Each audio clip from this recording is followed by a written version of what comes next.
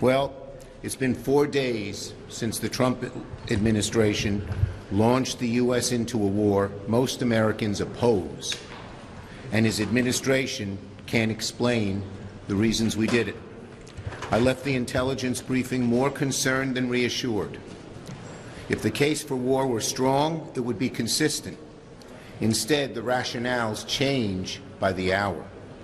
Regime change, nuclear weapons, missiles, defense, preemptive. Which is it? When the justification keeps shifting, a strategy is missing.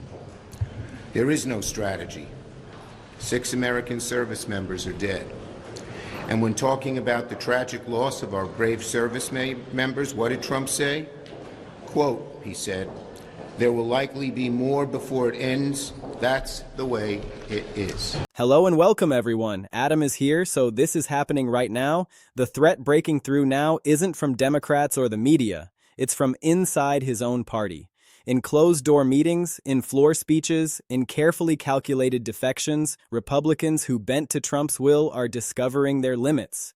The fortress has weak points, and they're starting to show. Senate Democrats are demanding his resignation. Again. But this time, they're not alone. Trump is using America's sons and daughters as pawns in his endless war. That's the way it is. The conflict is widening. Oil prices are already skyrocketing. Wars without clear objectives do not remain small. They get bigger, bloodier, longer, and more expensive. This is not a necessary war. It's a war of choice. Americans don't want another endless war. They want us to pay attention to lowering their costs. While the administration debates which justification to use for war, families are debating which bill to pay. Let me paint you a picture of what's happening inside the Capitol right now. The government is teetering on the edge of a shutdown. The Department of Homeland Security is facing a funding crisis that could leave airports unstaffed and borders unguarded. The TSA is caught in the crossfire of a political battle that has nothing to do with airport security and everything to do with a president who refuses to compromise. Airports are still dealing with those long TSA lines. Relief could be on the way, though. An order signed by President Trump should get TSA officers a paycheck tomorrow. They have been missing paychecks for weeks. ABC's Mola Langi is in Baltimore.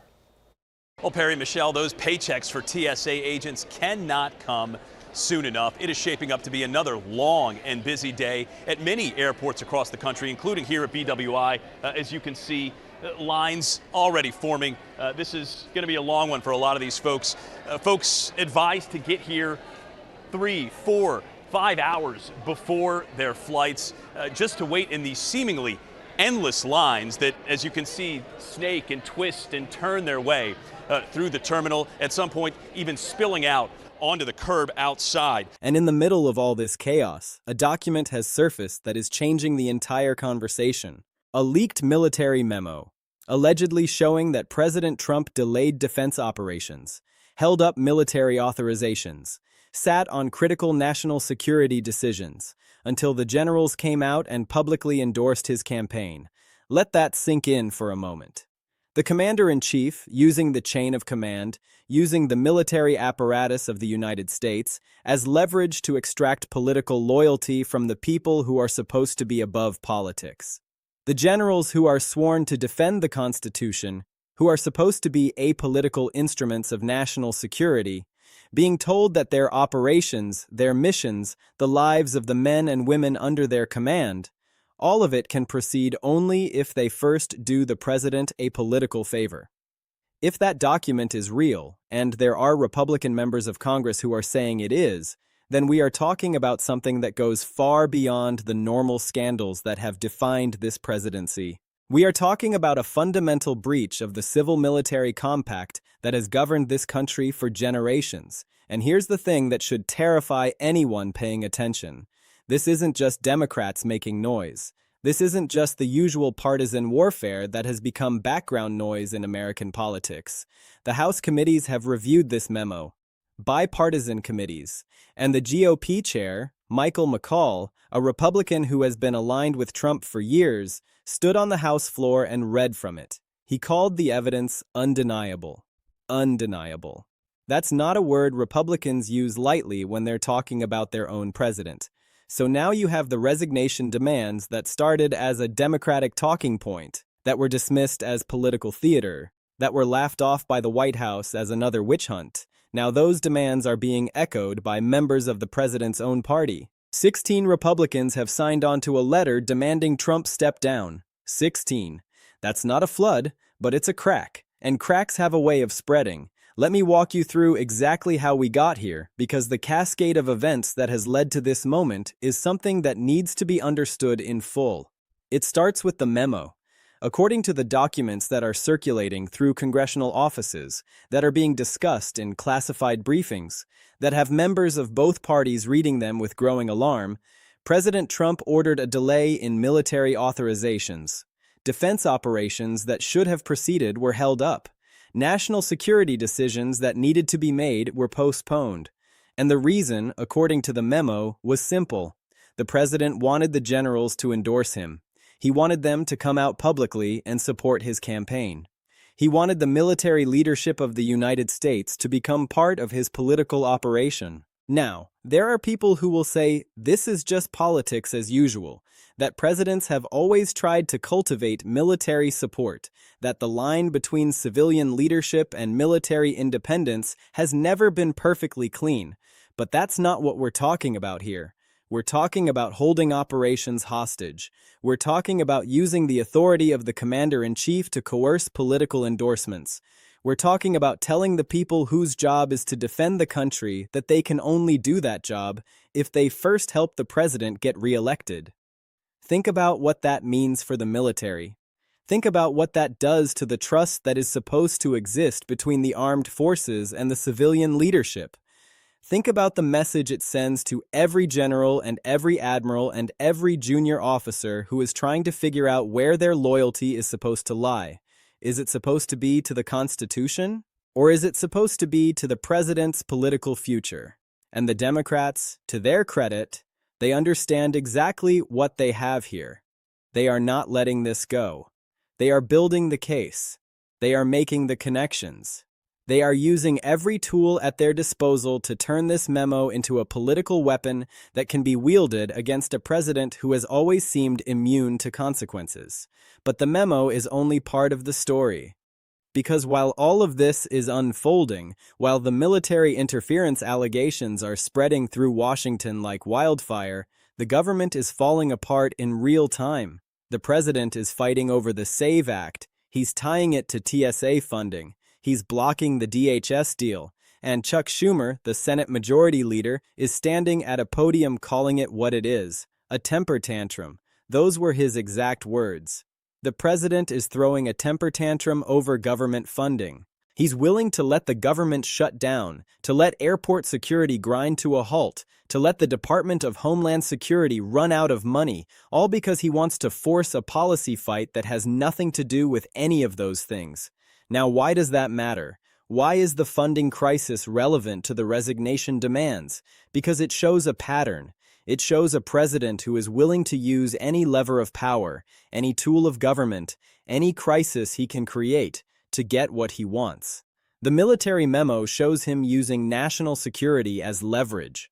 The funding crisis shows him using the basic functions of government as leverage.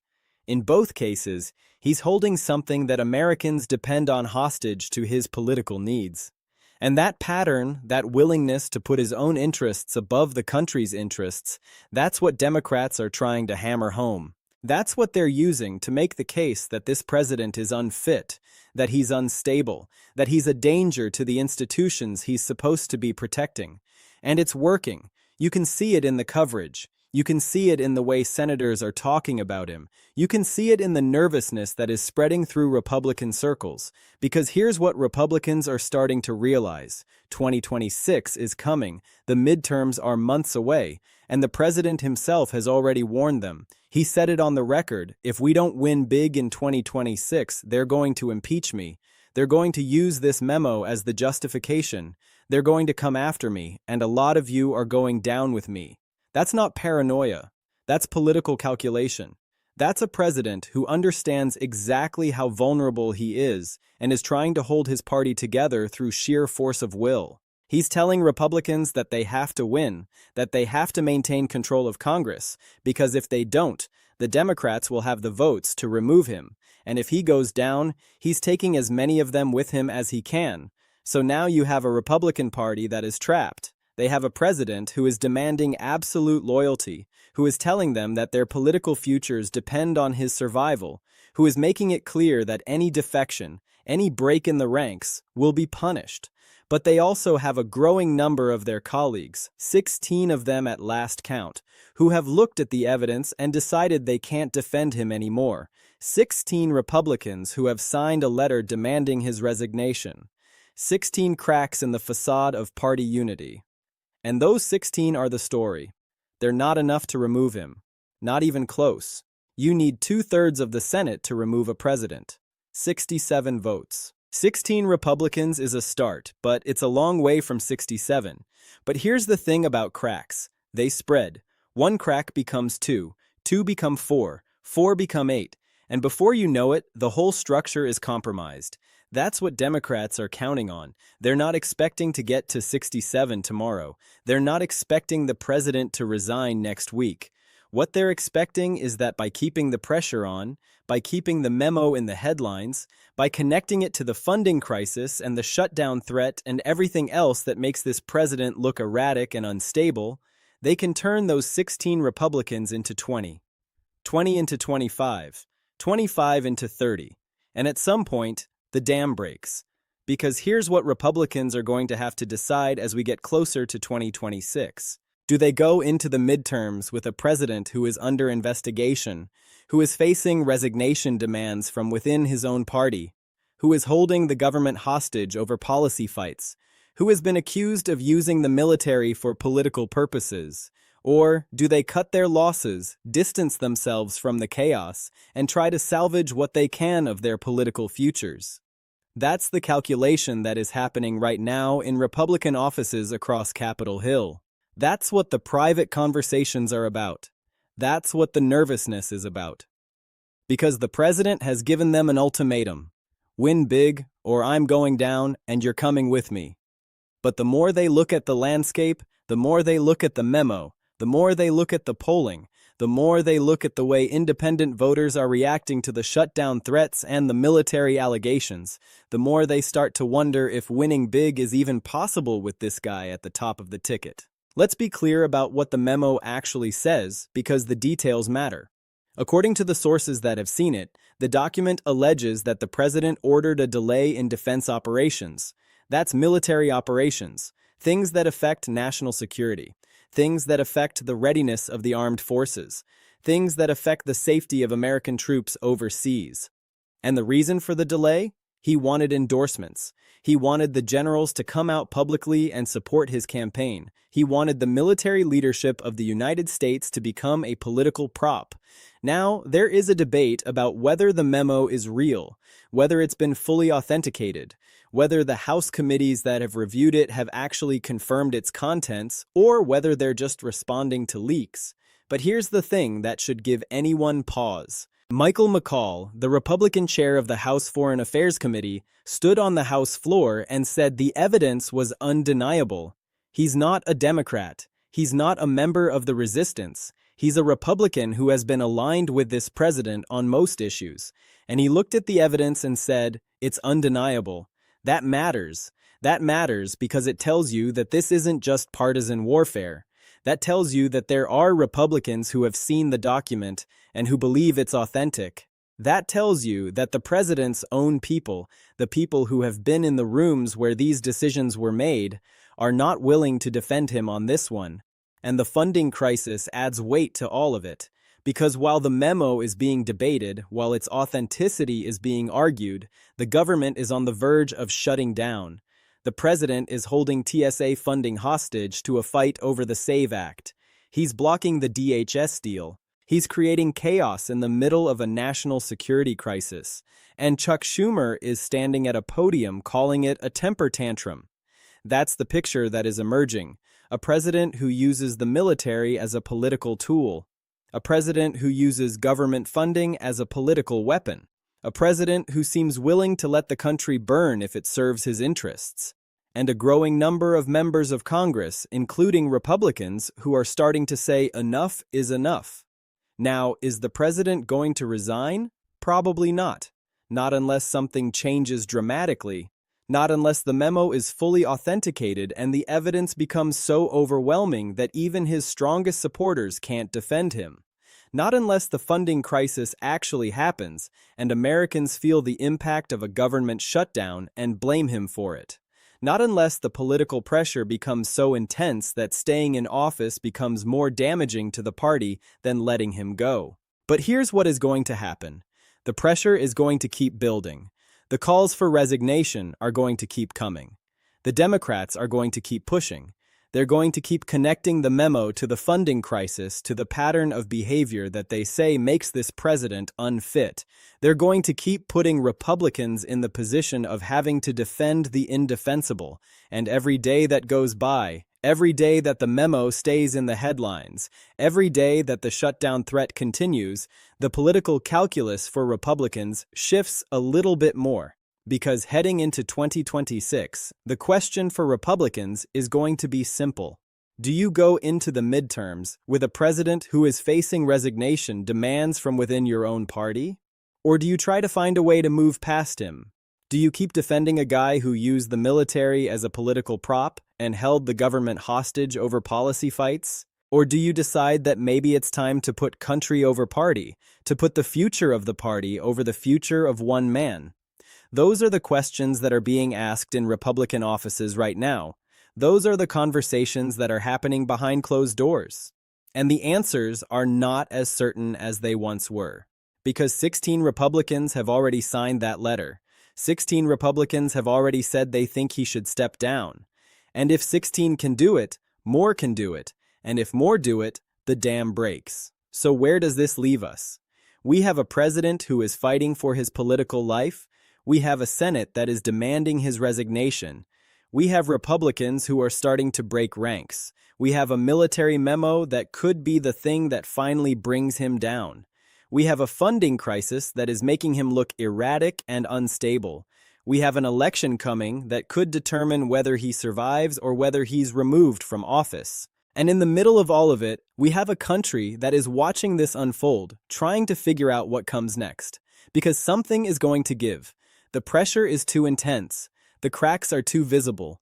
The pattern of behavior is too clear. Something is going to break. And when it breaks, everything changes. The president knows it. That's why he's panicking. That's why he's tightening his grip on the party. That's why he's demanding loyalty. That's why he's telling Republicans that if they don't win big in 2026, he's going down and he's taking them with him. He knows how vulnerable he is. He knows that the memo, if it's real, could be the thing that finally does him in. He knows that the funding crisis is making him look bad. He knows that the resignation demands are getting louder. And he knows that there are Republicans out there who are starting to wonder if maybe, just maybe, it's time for him to go. That's the reality of where we are right now. A president under siege. A party fracturing under the weight of defending him. A Senate demanding his resignation. A memo that could change everything. And an election coming that could determine whether he survives or whether he becomes the first president in American history to be removed from office for abusing his power.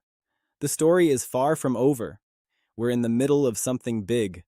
And the only thing that's certain is that the next few months are going to be unlike anything we've ever seen.